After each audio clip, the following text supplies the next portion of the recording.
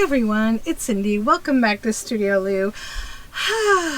It's Thrifty Thursday, Thrifty Canucks, and I just have had this calamity of filming this whole thrift video, and then it's like my camera just was like garbly, and it just ate the whole video. I don't have a clue what happened. So we're gonna do like reverse osmosis here. I've unpacked everything.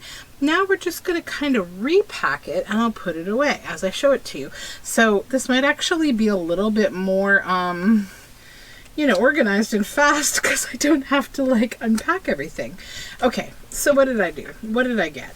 I went to pick up an estate auction. I went to an antique store and I stopped at the surrounding thrift stores in that area, a couple of them, to just kind of wander around. It was a rainy, drizzly day today, so we just kind of did a little thrift and did a little walking indoors. So I got this stamp set and this stamp set. I don't think I have them together in the right order, but it doesn't really matter.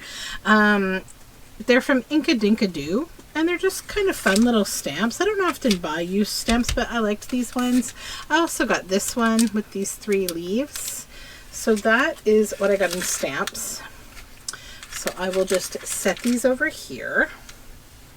Okay, then I got 5 of these. They're packages of 2 spray bottles that were 35 cents each, and I recently did a video with my Patreons about how to turn old markers into really fun mixed media sprays. So that was a great find. I found this lovely little druzy ring, which is kind of unrelated to crafting, but also super beautiful. I got a ton of lace. Well, not a ton, but what's here. So in 2 colors. So I got this tea-dyed kind of colored theme lace. This one's rosy and, it has like this kind of tea color to it. This one looks like a cufflink kind of lace, like a cuff lace rather. And it's a nice thick wide lace. Then this one is another floral, rosy, fancy pants lace. And then that was here's this really pretty one. I love the color of this, and I also just love the style of it. Like, see, it's got this kind of frond of fern and like this really pretty, like, it's just different. Like, it's a different shape and it's kind of a different theme. It doesn't sort of focus on being like a floral lace. And then this one that almost looks like little buttons. It's kind of cute. Then the rest of the lace was like themed in green and white. So we got these flowers. This is almost like a silk crepe, and it's like a really nice aqua tone. This one also has a very gentle tone of aqua to it, and it's got some like leafiness to it as well. So it's quite pretty. Then this one also has the aqua and white. It's like a double lace. That's more of the same one that I said, the silk. And then this one, the 2 colors again. I guess someone was making some kind of a themed project. This beautiful pepperminty kind of green. And then this one's interesting. It's got like a silk ribbon at the back, and then this this lace at the front. So there's like a handful of that. This one has a little bit of the aqua color and then white. And then we have this one and this one that are the same green, but they're slightly different. And this little fine green lace. So that's the lace mountain for this week, okay. Then I got these 3 little acrylic blocks for stamping. I was happy to find those. For 50 cents I found these 2 little embroidered doilies. And I found these were 50 cents each. These are agenda pages, but I thought they were really cute. Like, they're like little, here's the back, meeting notes. And I thought those would be really cute for like backing tags or even just decorating and using as ephemera. And then I found, this was $1.50. This is some really fun lace. It's like beehive kind of webbing. It's gold. And then I found this little book, Love Poems and Love Letters for All the Year. It doesn't have a year in it, but it's like it goes all around the year, you know, all the months and what kinds of love poems would be nice during that month. And then this is from the estate auction. So it's 3 little journals. So this journal is like a book of, these are all from a Mennonite community. And these are, this I think probably belonged to, so the couple is Alice and Ivan Martin. And this is all from the 1940s, all this writing, 1944. And I have a feeling that this person may have been the husband, and that this was his book that he kept sometimes information about, like, you know, what he was doing or who he was with at the time, or like what phone calls he got while he was maybe at like his job, which potentially could have been as maybe a church leader or something, because sometimes he writes like, you know, like you'll see a lot of name, number, and these are ages, like children. Ivan's 7, Loretta, Keith is 2. Sometimes there's some address information, there's birth and death information, and this one is quite the same. And like this one, he documents like 2 different families, Luke Good's family, and like the ages of his children, and then Ivan Jimmerman's family and like their kids' ages. And I know that my own grandmother used to do the same thing, and I actually have her book from when my grandmother on my paternal grandmother had 10 children, and she used to keep like a book that was dated, and it would have all of her children's, like their full name, their birth date, their weight at birth, and like other details, like if they got married, if they had children, like she would update it throughout her life. And I think that this is kind of like that, but that maybe there's some other things, like he talks about his trip to Indiana in 1962 here. So it's kind of cool. Like, I like the text. I like the writing. It's an interesting book. This one I like more. This is from Mrs. Alice Martin. So this is from 2001. And it's really neat because it's done in the style of like the Spring to Spring journal that I'm doing, that was inspired by Susanna at Bull and Hood Art and Louisa Heinzel from Junk Journal Art. And it's essentially for the journaler who has very little time to journal.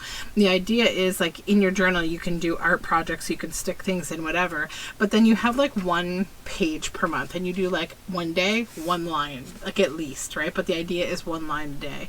So this is what she did, like 1, 2, 3, you know. So her entries are just little. I was at home all day. Janelle and Wendell called here in the afternoon. James and family called at Melvin's after supper before starting on the way home. And then cold wash day with some sunshine. My therapist and home care lady called at 10 a.m. Sun and cloudy with snow flurries. We had a group of 16 women for sewing. In the morning I had a blood test, light snow. We were at home. I knitted with white yarn. Sunny morning.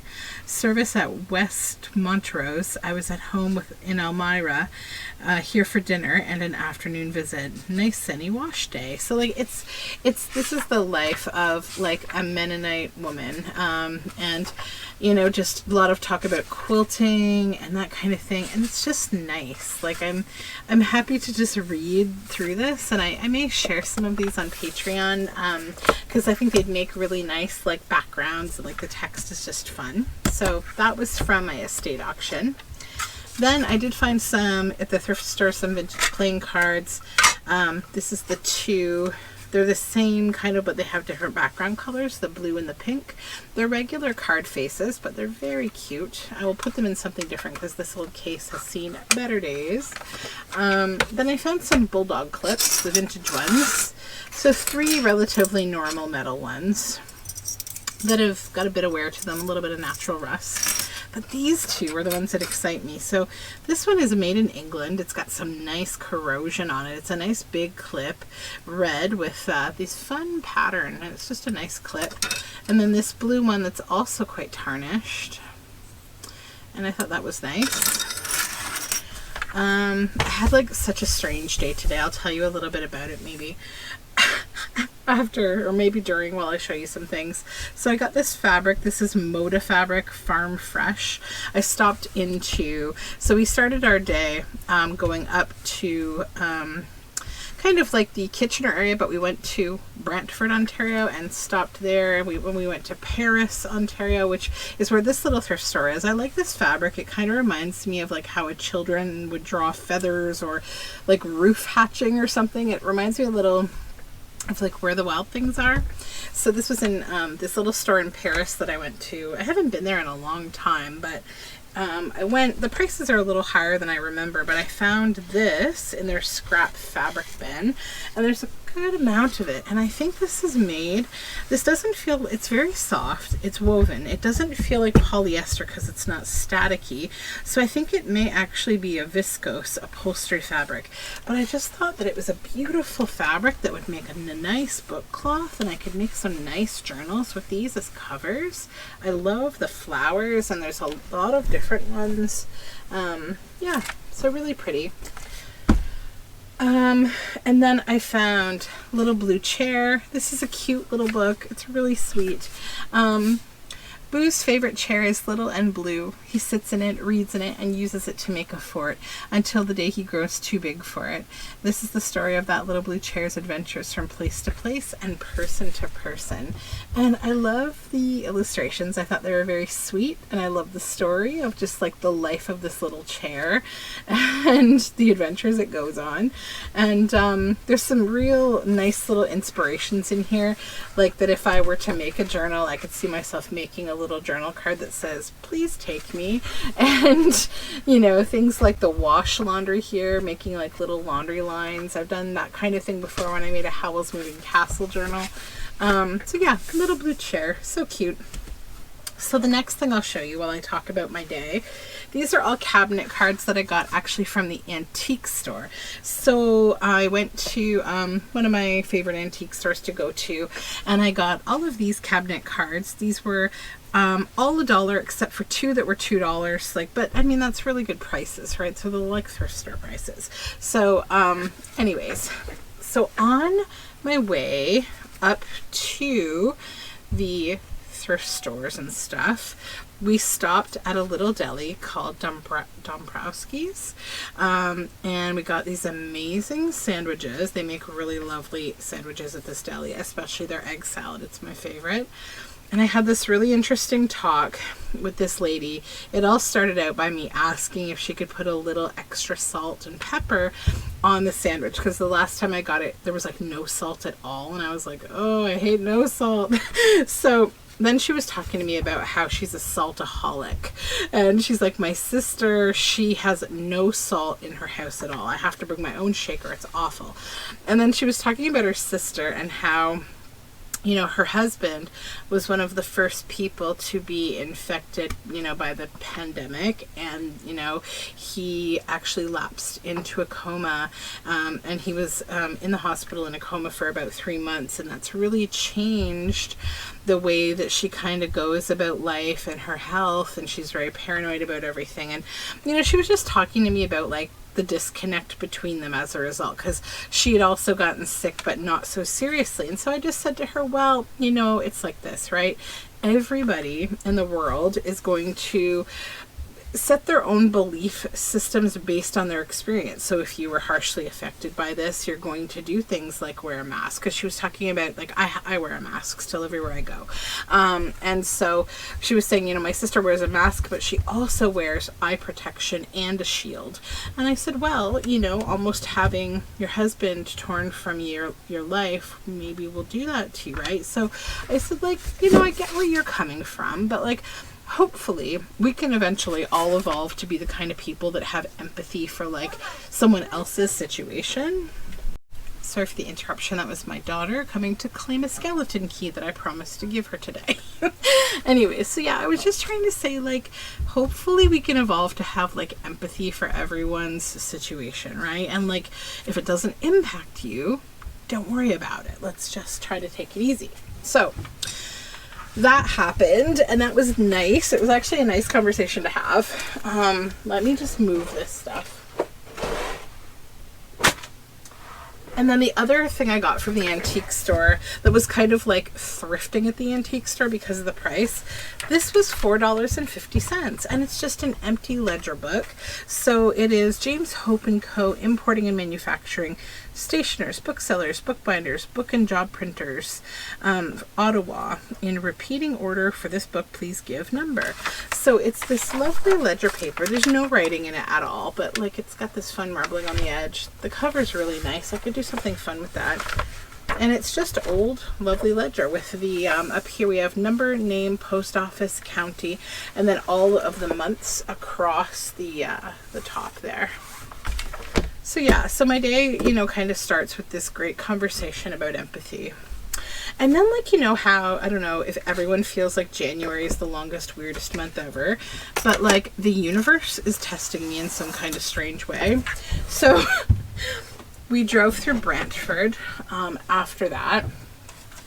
Let me show you this little cuckoo clock that my daughter found. I want to use it to inspire an art project. She found it at the antique store and fell in love with it, so I picked it up for her. It's not really like thrift haul per se because it was $22, but it's amazing. It has a little spun cotton mushroom, and it's German. It's beautiful.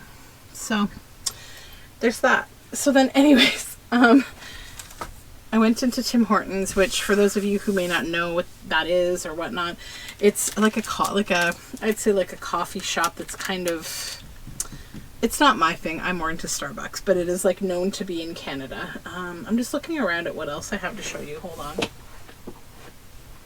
Okay, I found this Sassabee case. For those of you who reminisce about these in the 80s and 90s, these were makeup cases. They were like Caboodles, was the other brand, and they're great little organizers for like, you know, your art supplies. You can put a kit together for another project you're doing. I keep one for, I restore My Little Ponies, and I keep all my hair, my pony hair, and all my threading tools and all of that in these. They have a mirror here. They have these little organizers, and then they pull up with these little braces here, and you have another area of storage at the bottom. So I have to clean this one out. These are also great for kids, like organizing, like if they have costume jewelry or nail polish or whatever. So that's one thing that I use these for. So anyways, so we went to Tim Hortons for like just a bio break, nothing crazy. And all of a sudden, like, I go to the washroom, and I sort of lock eyes with this man who just towers over me. I mean, this man was probably 6'5", I'm guessing, and he just had the most panicked look in his face, but like he locked into a stare with me, and I was like, I wasn't exactly sure. Like, all these things were running through my head, like, what is going to happen? Is he going to do something to me? Like, what is he doing? And then it was like the creepiest thing. It was, honestly, so he's staring straight into my eyes, and he just starts falling forward directly at my face. Like, and you know, so I brace myself. I hold my arm out, and I hold, and like, it was everything in my frame to hold this man, because he probably was, I'm saying, like 400 pounds. He was an enormous person, okay? Tall, big person. And I said, sir, like, are you okay? Like, what's wrong with you? You know, like, as you would, right? And so he was able to tell me that he was definitely not okay, and that he had fallen in the washroom and hit his head. And then I noticed he had this goose egg on his head. So I kind of like motioned to this man I could see down the hall, like in the restaurant, to come over and help me. So he helped me like get this man seated. And then the manager from the Tim Hortons came over, and she's like, what happened? And I told her like he was losing consciousness. I got him to stand up again, but then he started to fall backward. Like he's really not stable. So I said, I think you should call 911. And then she kind of started to talk to him in like a very manager kind of tone, and she's like, okay, sir, like, I need to know this. And then he got overwhelmed, and he said, you know, no, don't worry about it, I'll be fine. And so I just kind of went up to him and said, like, I know you're very stressed out right now, but I saw you, like, you've fallen, you've hit your head, and you were tipping over and your eyes are closing, I'm pretty sure you could potentially have a concussion. And this is the kind of thing, like, we don't know how long you were in the bathroom for. We don't know when this happened. We don't know, right? And I don't want you to have a bad outcome, and I'd really like you to get seen. And, you know, I just tried to talk gently to him, not like an authority figure, right? Because you can't tell people what to do. So then he said, well, are you a nurse? He's like, you know, I've seen these people before. They never know what to do with me. I said, I'm not a nurse, but I just shared a moment with you. And I just kind of like grabbed his hand and said, like, can we just please call somebody? Because I would feel horrible driving away feeling like you aren't going to get seen or helped. So he's like, oh, all right. So then the restaurant, they called and the ambulance came. I just stayed in the parking lot. I didn't even get what anything, like, I was supposed to get drinks and donuts for my kids, and I just completely, my whole brain just went down the toilet, and I just kind of sat there. The ambulance was fast and they took care of him and got him loaded up. But I stopped to let them know, like, he definitely lost consciousness, but I noticed he was really shaking. So I'm wondering if he could potentially have been diabetic. That's something sometimes that happens, right? If your blood sugar gets really low and you're a diabetic. So I don't know, like, that happened today. And then yesterday we were driving, like, on the way back from the estate auction to pick up those journals I showed you. There's a raccoon in the road, and I'm like, oh no, he's been hit. Is he okay? You know, oh my gosh. So we stopped the car, young raccoon, and then I got out, and immediately he ran for me and started jumping at me, because I was sort of like, it looked like he was jumping at a car, and I'm like, oh no, he has distemper. So I had to call and wait on the Humane Society to come for him. They'll probably try to vaccinate him, you know, to see if they can get him to get better. But if he has distemper, like, and he's had it for some time, it may be too late. But they will at least care for him, and he wouldn't end up, you know, in the road. So I don't know. I'm like done kind of with January. It's a stressful month for a few people that I know. And yeah, just had a few things going on even in my family, not my direct family, but I just wanted to have a little chat with you guys, because I've been like doing Junk Journal January, which has me on this like schedule of making quick videos and not really personally talking. And I know I usually talk during Tuesday 10, but I thought I would talk during Thrifty Thursday, because I just needed this moment. And it was somehow also entangled in my thrifting. Everything that happened to me happened because I was thrifting. So then the other funny thing, you know, I think because I talked about empathy this morning, the universe was like, let's make sure she actually means what she says. Because, like, I kid you not, like, I'm coming home tonight, my family in the car, my husband reminds me we're out of milk, and I'm like, oh, okay. So I go into the Foodland, which is a grocery store, to pick up milk, and as we're driving into the parking lot, I see 2 apples roll into the middle of the parking lot. I'm like, what just happened? And they've got this big, like, cart corral thing right in front of this little grocery store with, like, other stuff on it so you can't see behind it. So I get out and I see on the ground a butternut squash, a bunch of strawberries, grapes, like all this stuff, just mostly produce everywhere, and this little boy and his mom trying to like pick it up. I'm like, oh my gosh. So Canada has now gone to like no single-use plastics, so we have paper bags at the grocery store, and not these paper bags, you know, they are such garbage. Like, there are good paper bags out there, but the grocery stores, despite like hiking the prices 500% or something, they're buying the worst paper bags. And then people don't realize you can't carry them from the top. They will just split and fall apart. So I went inside and I said, oh, I'm sorry, there's a little family outside and all their stuff's all over the parking lot because their bag broke. Can I just get a bag for them to replace their bag, right? So the girl said, no problem, I'll double it for you, you know. So, oh, thank you. So I took it out to her. She's like, oh, thank you. And, you know, like, they're loading up all their stuff. But, like, these paper bags, I wish they would just spend, like, 3 cents more on a paper bag and they would be higher quality. They're made from recycled goods, and grocery store profits are through the roof right now. So that's my little rant about paper bags. Anyways, I hope you had a good Thrifty Thursday. Thrifty Canucks kind of week, and that the Thrifty Fairies are with you and you had fun. If I didn't cover, like, I'm paranoid I didn't show you everything because, like, doing this a second time and backwards is weird. And I know it was, like, mostly me blathering on, and also it was super rushed, but thank you for hanging out with me, and I will talk to you when I have my next thrift haul or I do my thrift project on a Thursday. Until then, take care of you. Bye for now.